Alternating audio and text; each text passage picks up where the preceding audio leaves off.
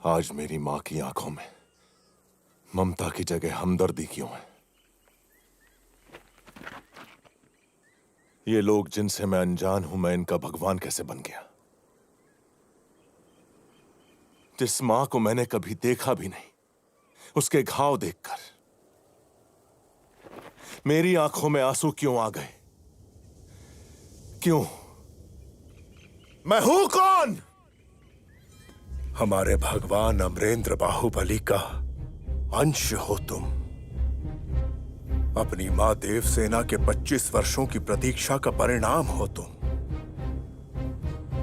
राजमाता शिवगामी देवी के बलिदान का फल हो तुम। इस इतिहास का आरंभ 50 वर्ष पहले हुआ था बेटा। माहिष्मती के राज सिंहासन पर तुम्हारे दादा महाराज विक्रम देव विराजमान हुए। राजा के बड़े भाई बिज्जल देव के अवगुणों के कारण उन्हें सिंहासन नहीं सौंपा गया, लेकिन बिज्जल ने यह मान लिया कि अपाहिज होने की वजह से उनके साथ भेदभाव किया गया है। उनके मन में क्रोध की अग्नि दहकती रही। एक दिन अचानक राजा की अकाल मृत्यु हो गई। पीछे छूट गई उनकी संतान जैसी प्रजा और वो पत्नी जो 6 माह गर्भवती थी। 3 महीने तक माहिष्मती शोक के सागर में डूबा रहा। राज्य को संभालने का उत्तरदायित्व महाराज की भाभी और बिज्जल देव की पत्नी शिवगामी ने अपने कंधों पर ले लिया। वो अपनी सूझबूझ और कौशल से माहिष्मती की रक्षा अपने बच्चे की तरह करने लगी। लेकिन कपटी भेड़ियों की चीख पुकार उनके कानों तक भी पहुंचती थी। वो भाद्रपद अमावस का दिन था जब महारानी एक बच्चे को जन्म देने वाली थी।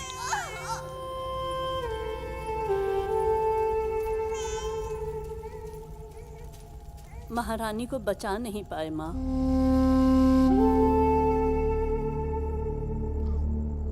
पुत्र हुआ है।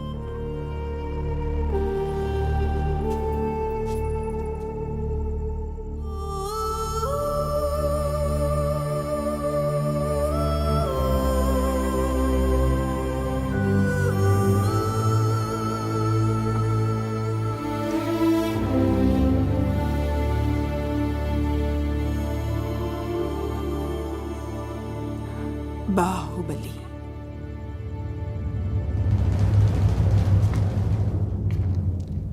क्या ये सिंहासन राजा के बिना विधवा की मांग जैसा सूना नहीं लगता? तो क्यों न इस पर विराजमान होकर मैं इसे फिर से सुहागन कर दूं। आप सबने वचन दिया था कि आप माहिष्मती के वफादार बनकर रहेंगे। महाराज की मृत्यु के इस कठिन समय में राजविद्रोह करना क्षत्रिय धर्म नहीं है मार्तंड। शासन को अपने हाथ में लेना ही क्षत्रिय धर्म है महामंत्री।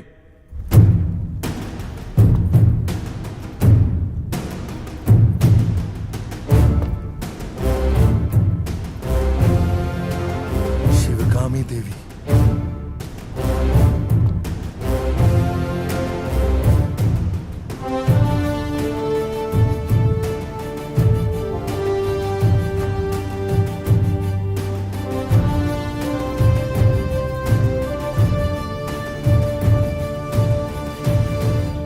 जो राज परिवार के वफादार हैं, इस तरफ आ जाएं।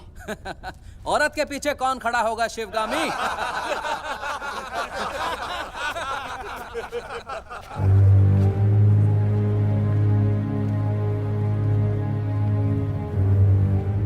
कटप्पा! इनके कपट से माहिष्मती मैली हो गई। रक्त से नहला दो।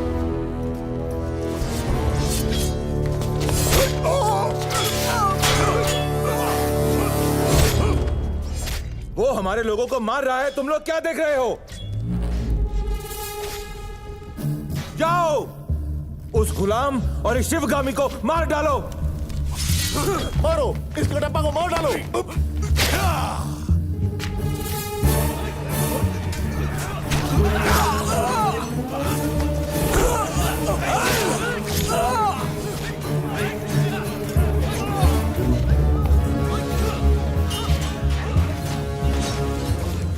मेरे ही लोगों को भड़का दिया। कैसा षड्यंत्र रचा तूने? ये षड्यंत्र नहीं मार्तंड, राजतंत्र है।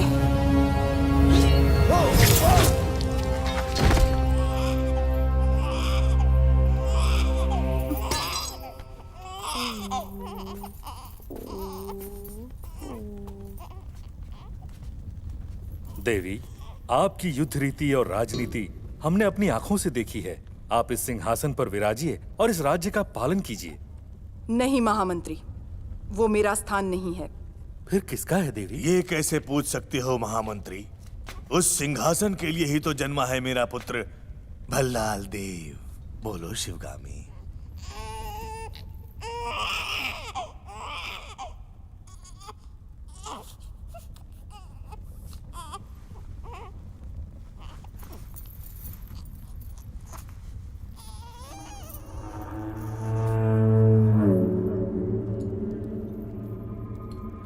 मेरे दोनों पुत्रों का इस सिंहासन पर समान अधिकार है।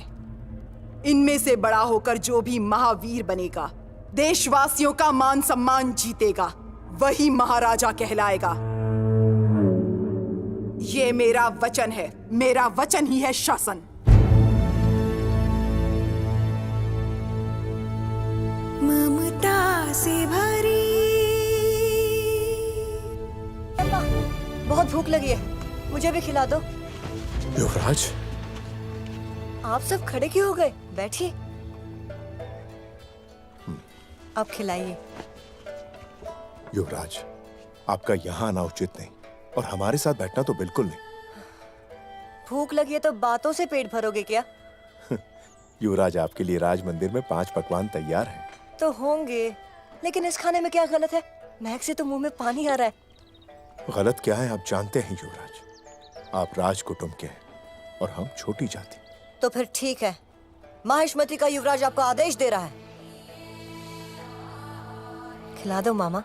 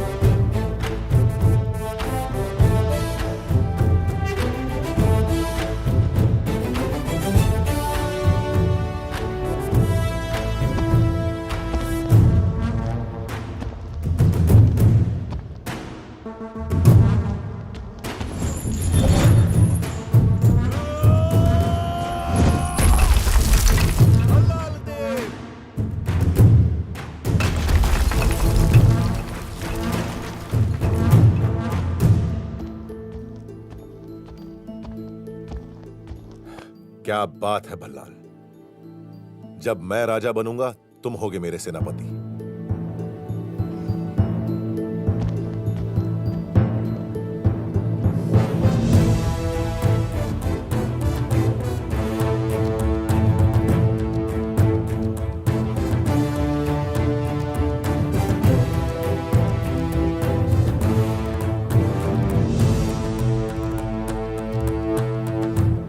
अस्त्र विद्या और शास्त्र ज्ञान में हमारे दोनों युवराज एक समान सिद्ध हुए, तो हमारे होने वाले महाराज का निर्णय आप कैसे करेंगी राजमाता? परमेश्वर मेरे दोनों पुत्रों पर समान कृपा करके मेरी परीक्षा ले रहा है। ये निर्णय लेने में कि ज्यादा होनहार कौन है। महामंत्री, आगे की चुनौतियां और कड़ी कर दीजिए।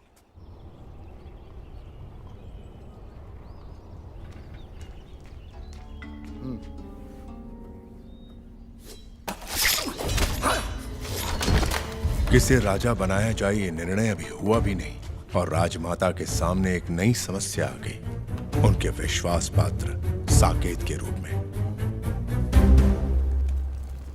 साकेत ने पहरेदारों को मार दिया और सेना के रहस्य चुरा के भाग गया राजमाता। युवराजों को इसी वक्त सूचित करो। जो आज्ञा। दोनों युवराज माहिष्मती की सीमाओं के पार दूर देश के राज्यों में राजद्रोही को ढूंढते रहे। तभी उन्हें सूचना मिली कि राजद्रोही सिंहपुरम में छुपा बैठा है, जहां चोर लुटेरे छुपने के लिए डेरा डालते हैं, और अगर कोई पहरेदार वहां आ पहुंचे तो उसके प्राण बचना असंभव है।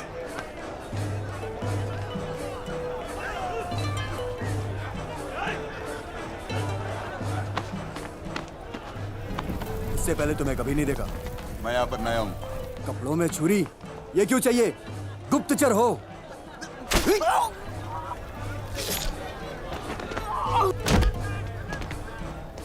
हमारे पहरेदार इतने चौकन्ने होते तुम्हें देश विदेश घूमने का मौका कहाँ से मिलता? कटारिया होशियारी जिसमें ज्यादा धार हो।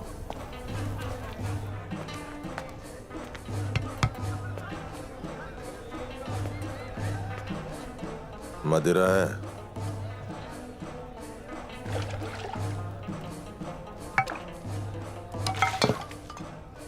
बड़ा है?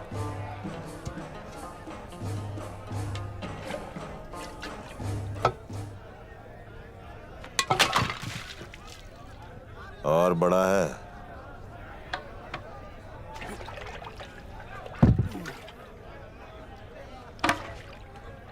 रोकड़ा है?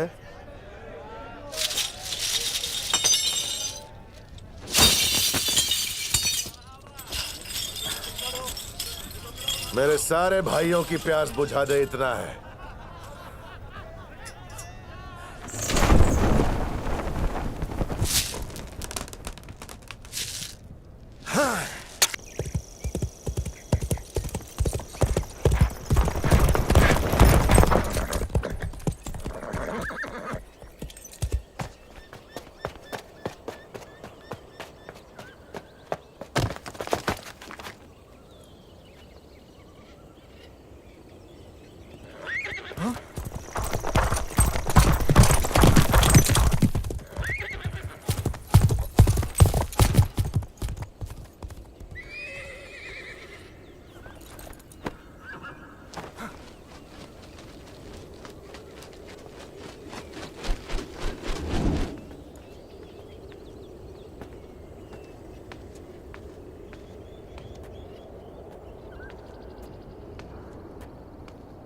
तुम दोनों के हाथों तड़प तड़प के मरने से अच्छा है भला